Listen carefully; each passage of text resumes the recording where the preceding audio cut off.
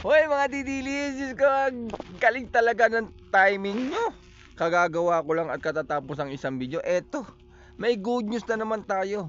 Yung long awaited na pinapangarap nyo at lagi nyong binabanggit, no?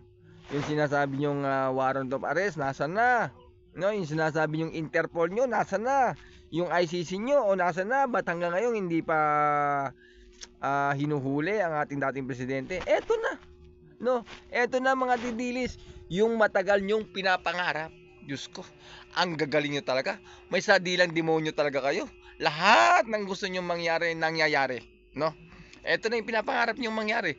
Wish granted na naman. Isa na namang wish nyo ang binigyang katuparan.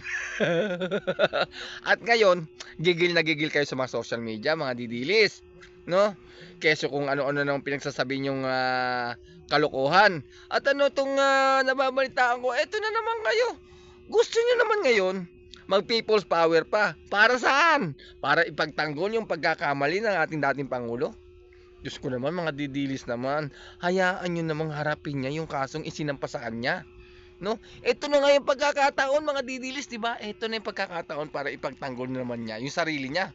Hindi na kayo yung laging nagtatanggol sa kanya. Diyos ko naman. Tapos na yung trabaho nyo at tapos na yung trabaho ng mga pasahuran ng mga big vlogger nyo. No? Tama na. Diyos ko naman. Huwag na kayo maging tanga. Pinagmumukha lang kayong tanga. Kahit alam nilang tanga kayo.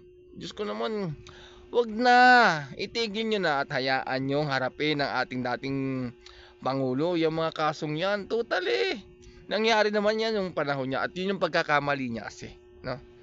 Inabuso niya yung kanyang kapangyarihan, no?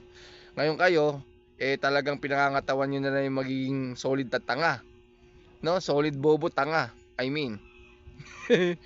Pero anyways na, hindi ako natutuwa. Gusto ko lang sabihin sa inyo, na kahit pa paano, bigyan nyo ng limitasyon yung pagiging tanga nyo, no? At hayaan nyo yung dating Pangulo natin na harapin niya itong mga kaso na ito. Total, ito na yung pagkakataon ng ating dating presidente, ano? Huwag na kayong gumawa ng mga anong action na sinasabi yung people's power, Diyos ko naman. Tumigil na kayo sa kahangalan nyo, no? Wala magandang maidudulot yung mga sinasabi yung people's power niyan, no? Bukod sa pinalalala lang yung sitwasyon, talagang gusto nyo lang mamirwisyo, no, sa bansa natin. Itigil nyo na. Tama na yung pamamirwisyo nyo. Huwag nyo nang dalhin sa kalsada, no? Dahil kayo rin naman ang magsisisi niyan sa bandang huli, no? Baka mamaya, kayo na nga yung gumawa ng gulo, baka kayo pa yung maging lumabas na biktima, di ba? Huwag na, no? Mag-isip naman kayo kahit paano. Isip na lang, please lang. Huwag na maging solid bobo tanga, ha? Okay. Good luck na lang. Good luck.